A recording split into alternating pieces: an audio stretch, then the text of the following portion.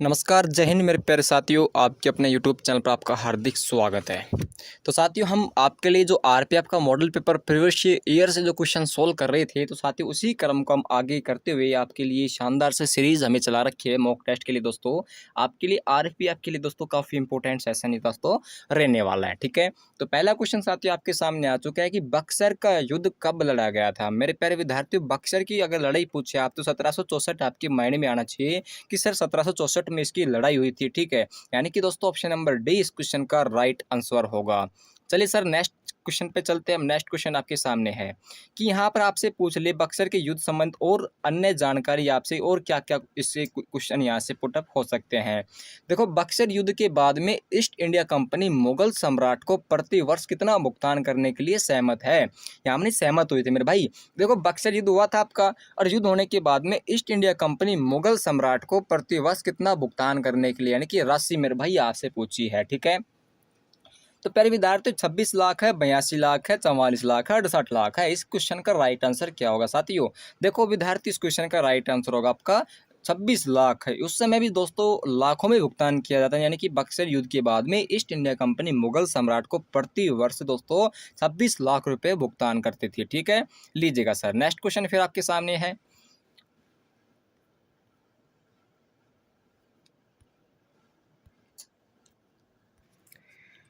तो साथियों next question आपके सामने आ चुका है। यहाँ पर देखो, अब आपके जो 1857 की क्रांति से आपकी एग्जाम में लगभग 1 से 2 क्वेश्चन आने की प्रत्येक संभावना होती है। ठीक है, अब देखो यहाँ पर जो 1857 की क्रांति के समय में यदि आपसे इंग्लैंड की महारानी पूछ लेता है या इंग्लैंड के प्रधानमंत्री पूछ लेता है, तो उस समय भारत के गवर्नर जनरल भी हुआ करते थे। ठीक है, अब यहाँ पर देखो आपकी इंपॉर्टेंट तथ्य क्या क्या बनते हैं साथियों, वो इस सेशन में हम कंप्लीट डिटेल से जानने वाले हैं।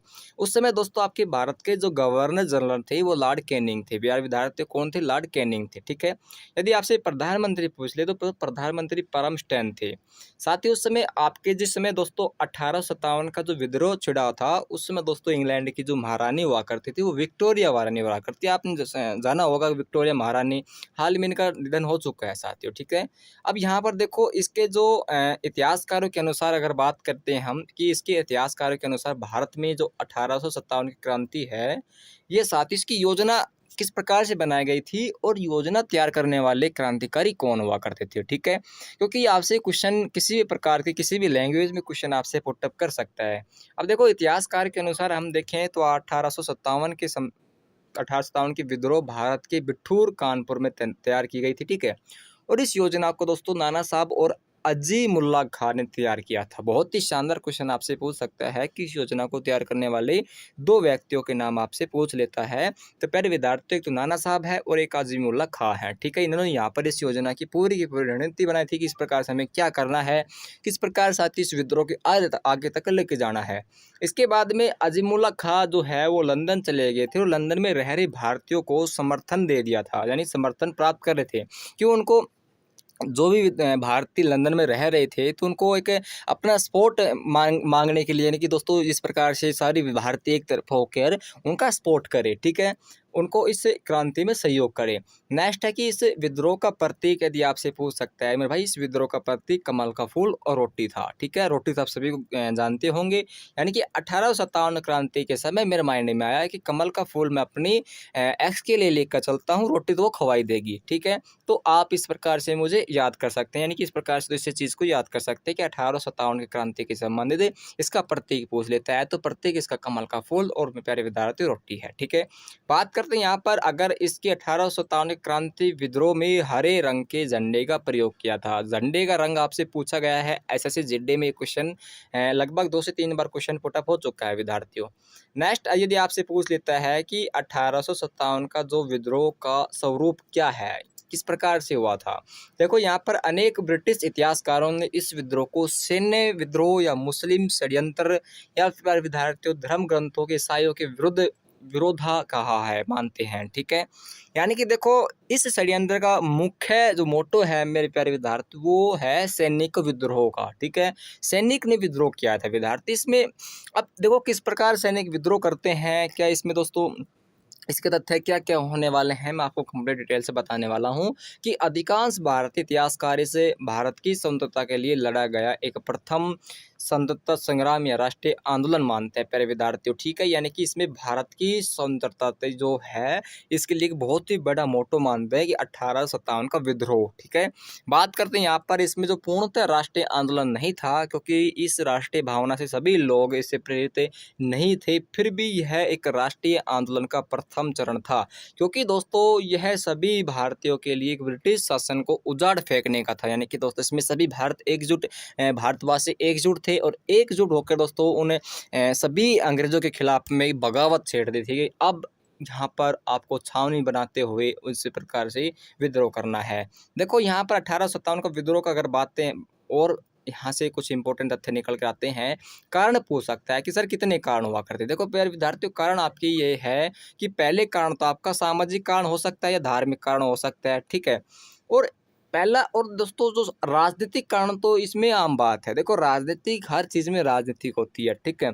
यहाँ पर आर्थिक कारण भी हो सकते हैं, सैनिक कारण भी था और दोस्तों तत्कालीन कारण भी था। अब साथियों क्या होता है कि आपने उस समय देखा होगा कि 1857 की जो क्रांति हुई थी तो उसमें एक सैनिक छावनी यहाँ थी, तो एक अजमेर, एक मेरठ है, नसीराबाद है, ठीक है। इस प्रकार छावनियाँ हुआ करती थी, तो उसमें यहाँ पर जो यातायात के संसाधन नहीं हुआ करते थे उस समय। यानी कि एक छावनी से दूसरी छावनी पर जाने जब सैनिकों को भेजा जाता था तो बहुत टाइम लग जाता था, ठीक है।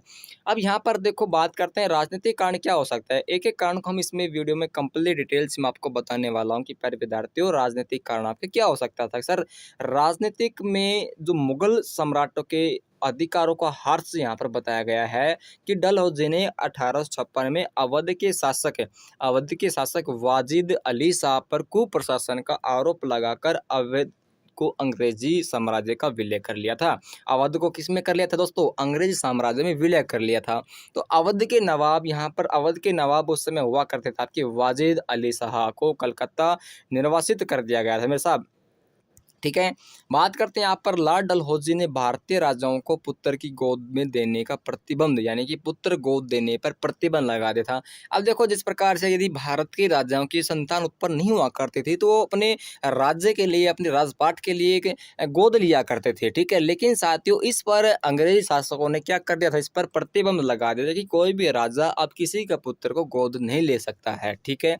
यहाँ पर राज्यों को हड़प लिया था, जैसे दोस्तों संतरा है जिसमें कुछ राज्य हैं आपके, झांसी है, उदयपुर है।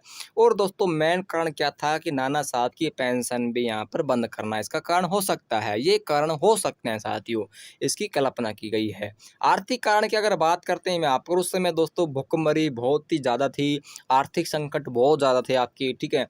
उस समय दोस्तों भारत में व्यापार वाणिज्य उद्योग धंधों को आघात पहुंचाया था, साथ ही साथ अपनी भूमि संबंधित नीतियों से भारतीय किसानों को भुखमरी के यहाँ पर कगार पर खड़ा कर दिया था, ठीक है। जागीरदारों या जमींदारों को अन्यायपूर्ण व्यवहार किया गया था, यानी कि उनसे व्यवहार सही नहीं था, उनसे तालमेल नहीं बैठा था सही तरीके से, तो उनके अधिकार छीन लिए गए थे। तो उसके परिणाम स्वरूप दोस्तों जो ब्रिटिश साम्राज्य के विरुद्ध हो चुके थे, ठीक है, कौन हो चुके थे, भारतीय किसान तो होंगे, साथ साथ जागीरदार भी इसके विरुद्ध हो चुके थे, ठीक है।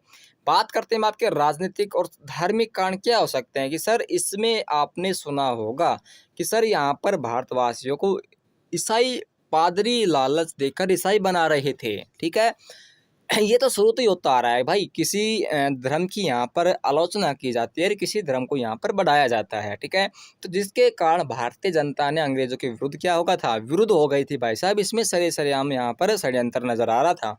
अंग्रेजी शिक्षा के प्रचार प्रसार के कारण भारतवासियों में असंतोष था रे, क्या था रे।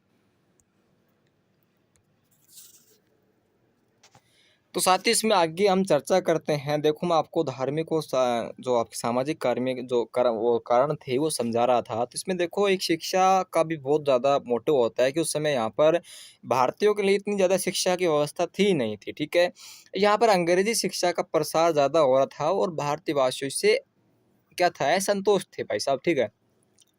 अंग्रेजों को अत्याचार ईसाई बनाने तक ही सीमित नहीं था और वह अपने धर्म का प्रसार करने में भी दोस्तों साथ साथ हिंदू धर्म के ग्रंथों को भी घोर निंदा करते थे। मैंने आपको हाल में बताया कि एक धर्म की यहाँ पर